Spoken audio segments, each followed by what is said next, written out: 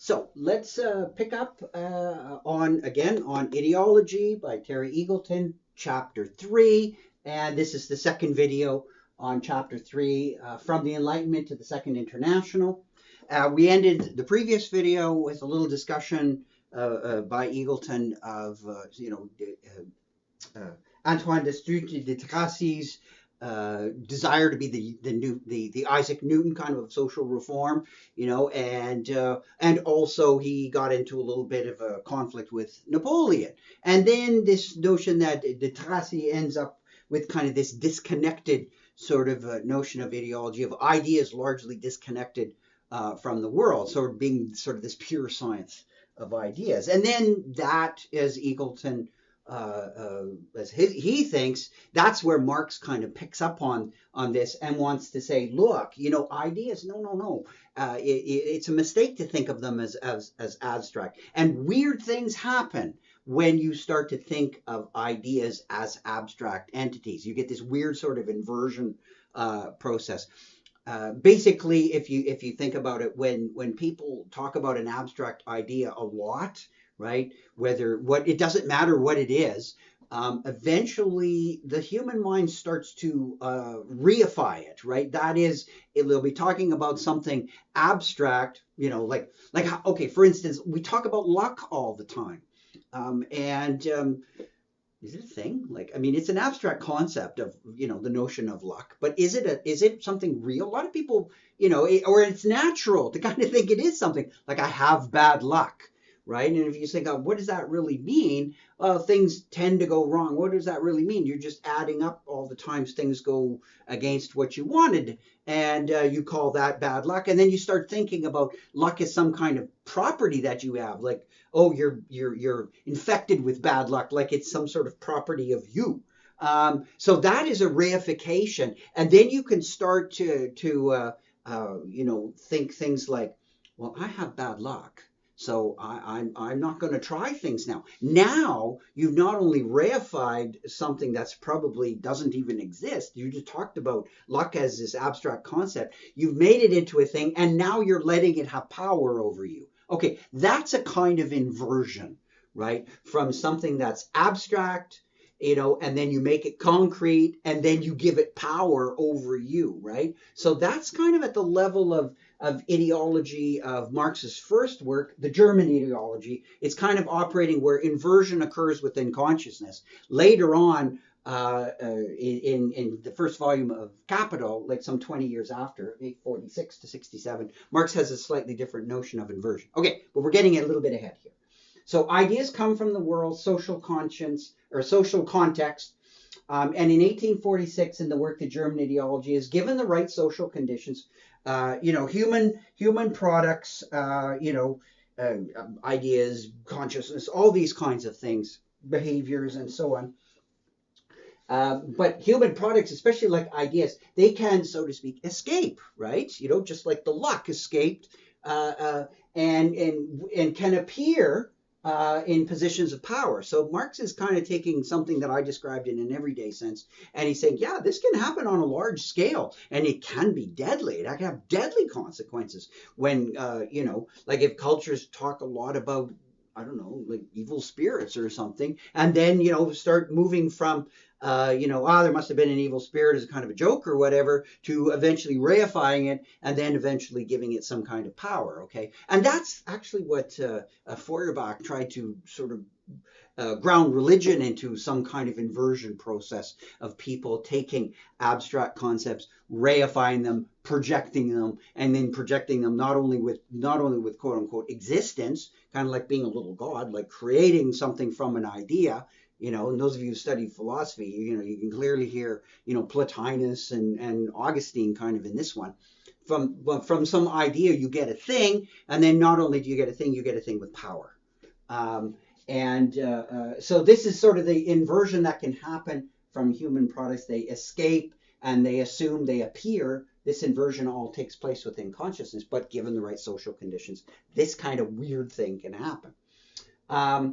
Now, the Enlightenment, as Eagleton says, there's been a shift here. The Enlightenment had a more abstract view of ideas, and so they thought that, they didn't have this notion of them coming out of the context and this notion of inversion quite in the same way. And then they had a different kind of view of how you fight bad ideas, because if ideas aren't really aren't products of social conditions, but through logic and reason, all that, well, then something went wrong with the reason. So if I want to fight what I think are your bad ideas, I'm going to fight them with better ideas and reason. So we have that kind of confrontation. So it's not a political one. It's more of a logical, semantic, rational discussion or whatever. That's where where the battles are to be found. So you fight bad ideas.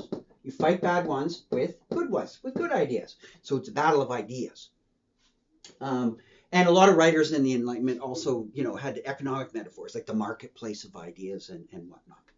Okay, but if this is the case, that ideas are really social products and byproducts that escape and all that stuff and cause damage and whatnot, even if it does occur within consciousness, you're really tying this sort of fight between good and bad ideas. You would fight bad ideas now, says Eagleton in this model, by changing social conditions. So, not surprising, you've got the notion of the struggle between political ideas is actually kind of like a political fight of changing social conditions, right? So now it's not just simply these abstract types of conversations. So out with sort of this rationalism, idealism here, and in with this notion of from a materialist view of ideology, you get a revolutionary politics, which is why, and of course, Marx is always talking about, it's not just simply to understand the world, it's to change it. And that idea of changing the world was to help you get better understandings as well. So it's not like that is all completely disconnected. But really, if you want to change how people think, you have to change their social conditions in which they live, because that's what influences how they think. So it all links up. This view then of consciousness and ideology is based on, right? So consciousness and ideology here as this political thing with this inversion that comes out of the German ideology. Eagleton thinks that it's overly a reductionist kind of mechanistic sort of view and criticizes it like that. So he goes into a fairly lengthy criticism of this view of things. And he also notes, you can check out Eagleton's discussion, that it's also very ambiguous. There's lots of tensions in Marx, right? It's not always nice and clear, even though he says he's giving us a scientific theory. Marx is difficult to read, and there's a lot of terms that he uses, like consciousness, that are pressed into a variety of service. And Eagleton says, yeah, it tends to be ambiguous, because he says in the end, even in this early work, you can pull out sort of three disconnected notions of ideology, and it's not clear how they all relate to each other.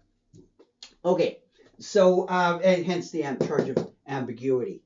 Now, in the other later work of Marx, you do get another view of ideology. It's more ontological now.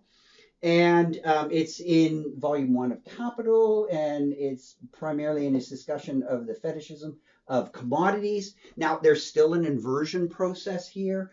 But it's not quite an inversion within consciousness, right? Where the human products escape and assume, and they're actually appearing in positions of control, where it's just consciousness doing this. It seems to be more in the daily operations of capitalism itself, so it's a more ontological picture of the notion of inversion. And so objects appear as controlling here in the earlier one, but this is now really controlling because the system itself is actually doing the controlling. It's not just simply projections of consciousness. So it's a more, I think, again, as I just summarized it, it's a more ontological picture, sort of more of a metaphysical picture, which is kind of ironic because Marx in many ways wanted to get away from doing metaphysics. We'll return to that in this last little bit of Eagleton's reflections in this chapter. Now, so where are we with all this? Okay, so he's done his lengthy sort of movement from de Tracey's view, which is kind of an abstract view, which to Marx's view, which is getting more and more concrete until finally, like, the ideas and everything are right embedded in the system. Where do we end up with this? Well, he says it's important to note that false consciousness, it came to be sort of the dominant idea towards the end of the 19th century at the time of the Second International, which also did run from the late 19th into the early 20th century. But this becomes an important term, not really a Marxian term, more from Engels. So at the late 19th, late 19th and 20th, early 20th, the time of the Second International, it really has the notion of the self and consciousness having false understanding of its own motives. Now, you can have a look more at Eagleton's discussion, but basically says it's a very confusing picture. He calls it thoroughly confused. That's the state of what ideology is all about at the end of the 19th century. So it's not surprising that in the 20th century we're going to have fresh notions, retakes, reevaluations of Marx, all kind of neo-Marxism, all kinds of stuff is going to come about. You'll get French Marxism and different kinds of things. All very interesting, but there's a lot of tensions in Marx, right? Ambiguities, all kinds of things.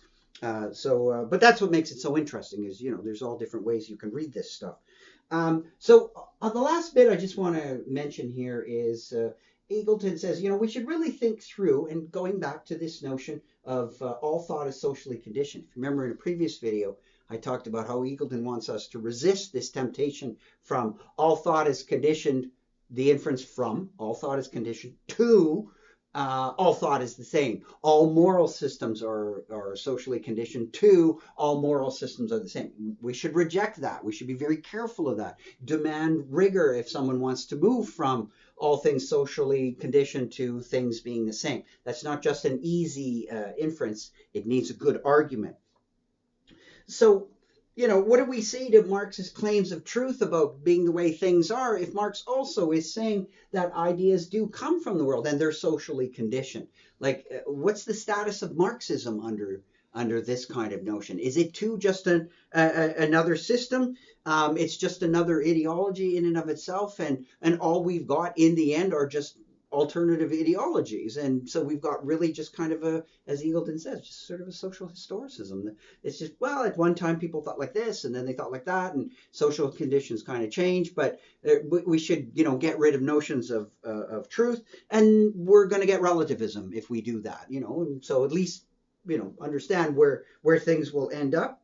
And if we don't end up with a relativism, we want to, oh no, Marx gives us some kind of truth or whatever, then we're going to end up with something like, well, in the end, Marx tried to get away from, this notion of reason free-floating and ideas free-floating, and he would need that idea that he's trying to get rid of in order to avoid his own system being just another ideology. So there's this kind of great irony of from where does Marx, what stand does he take? Where does he speak from? If he's talking about all these other ideologies as socially conditioned, wouldn't that apply to him as well? Which is kind of the standard problem when people say, all propositions are just expressions of desires, or, is that notion of all propositions as expressions of desire just another expression of desire? Does it undercut itself?